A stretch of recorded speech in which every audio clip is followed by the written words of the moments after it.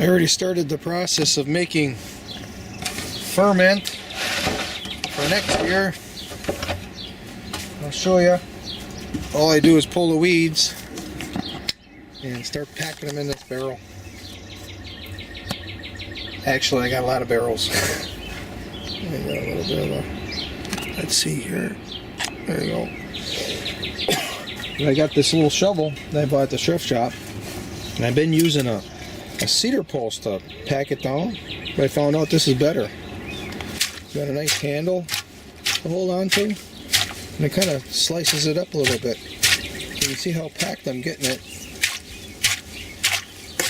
When I get this totally full, I'll place a couple of limber sticks at the top, and I'll force those limber sticks underneath this lip in the barrel right here, and that'll hold the material underwater. Then that fermenting process will take place, and this will be greens for my compost that I start in spring of next year.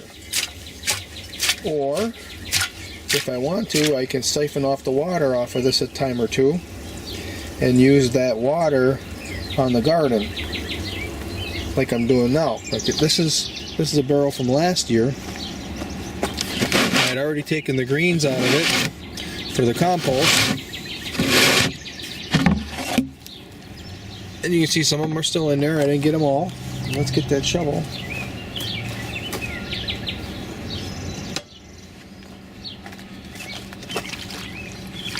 And this water here, this fermented water, this is, look at that, look at how rich that is. That's fertilizer for my garden. And there is a ferment smell to this that I think repels the rodents. Maybe some pests, other pests too, other insect pests. I siphon this off, and I'm been mixing it about 20 to 25% with rainwater.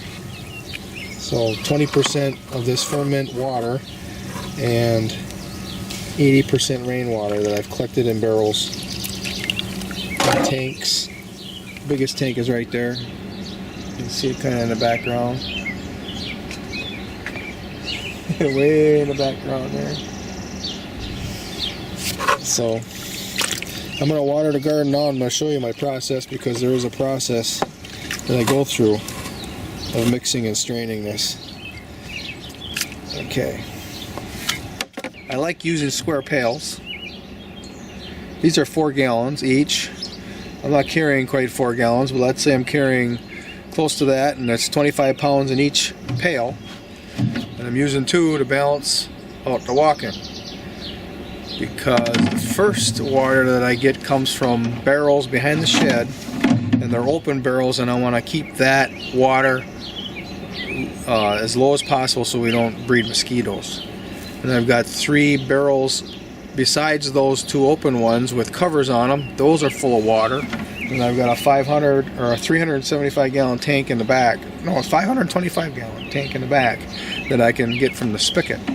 So I fill these 2 buckets up with water first, and then I'll show you the rest of the process. Okay, got them. Right there. And now I'm going to get some ferment that's back in that barrel background there.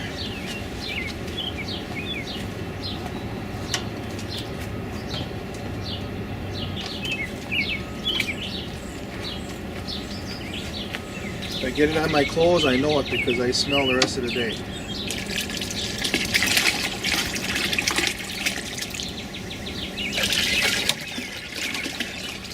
Well, that's not even 20% actually.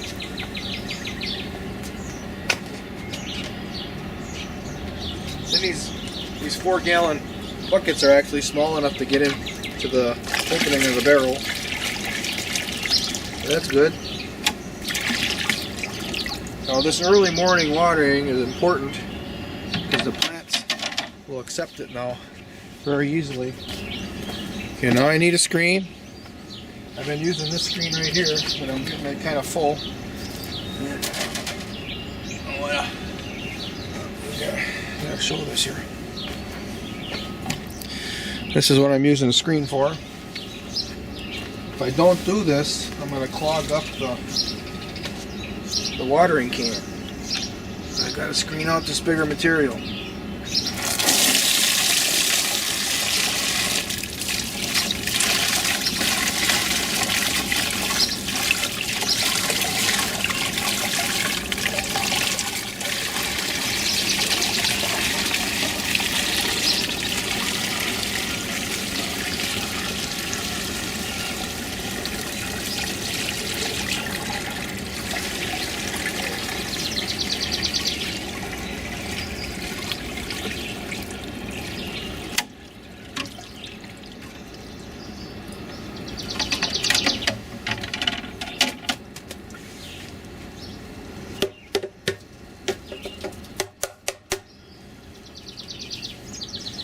Okay, then we take the next empty bucket and we do it again.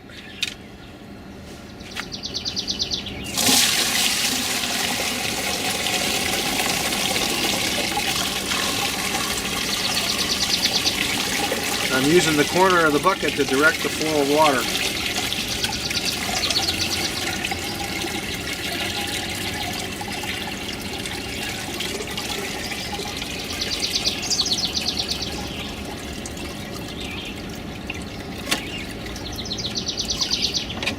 Okay. Now take that material that I collected on the screen and put it back in the barrel.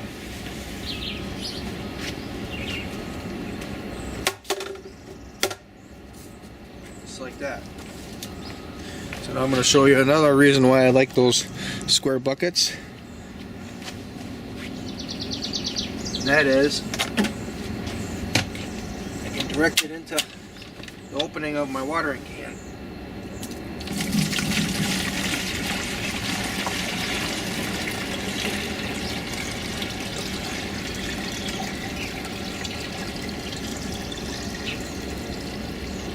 Okay, now I got a 2-gallon bucket, a 2-gallon watering can and a 4-gallon bucket, so I can get 2 watering cans full out of a bucket. Now I'm going to go water the elephant garlic and the potato onions because, yeah, I really planted it biointensively. And I want to make sure it gets enough water through the hot days. We're going to have another hot day. Well, it's not terribly hot, but a warmer day, dry day. I think more than anything, it's the cloudless days that we're having that really dries the soil out fast. And as well as the cloudless days, we're looking at lots of wind.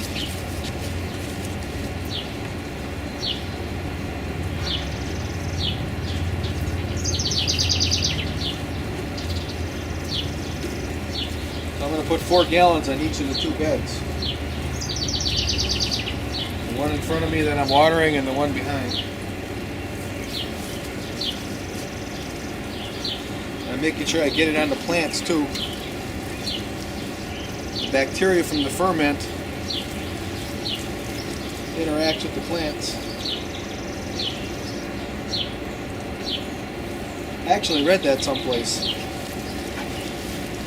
Lactobacteria.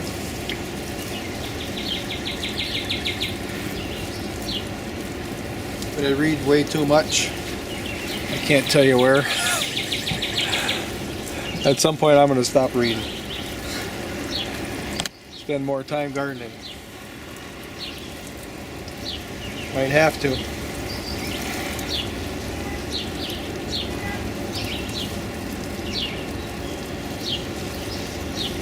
I was talking before about the early morning time to water. If you water at night, then you may be encouraging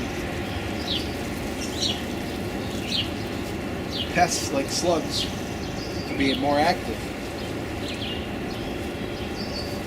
If you water early in the morning, the sun comes up, dries it all out right away. Of course, slugs don't like to be out during the day.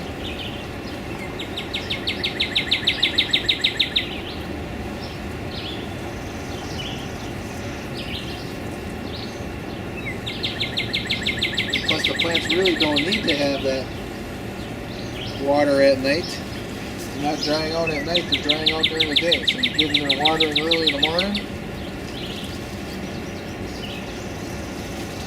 And they're happy the rest of the day. They'll grow. If they start to wilt, they're obviously not growing. You want to keep them growing. Especially in a case like this, I'm biointensively caring for these. Very dense planting. I've got to keep them watered. That's part of the biointensive process. You've got to care for the plants intensively.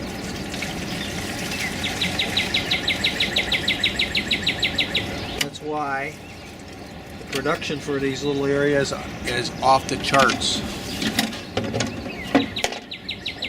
Now we're going to do the potato onions. Yeah. Look at those potato onions there. You got a post-it on here.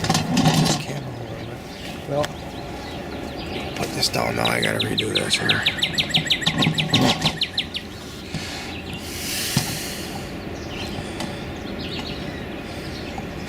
Look at that. Those are densely planted potato onions right here.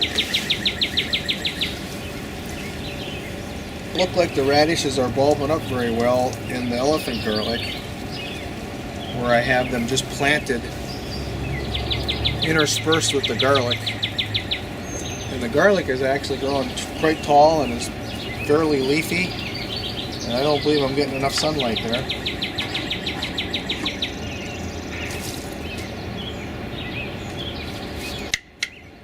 We're here with the potato onions. I left the circles unplanted with potato onions, and then I planted the radishes in those circles.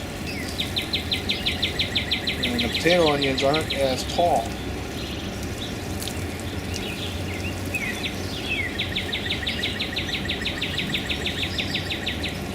So it looks like we're going to have a nice crop of radishes here in the potato onions.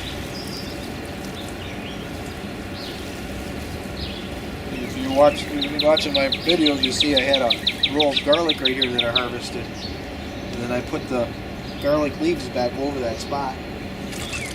So the nutrients in this spot are what grew garlic, and now I'm giving some of the nutrients back.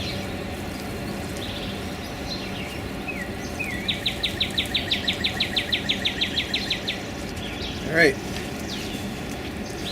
each of these beds just got 2 gallons of water. They're 10 foot by 20 some inches. 20 inches. Okay. Now we're going to do the next garden. Supposed to rain again on Saturday. Today is Wednesday.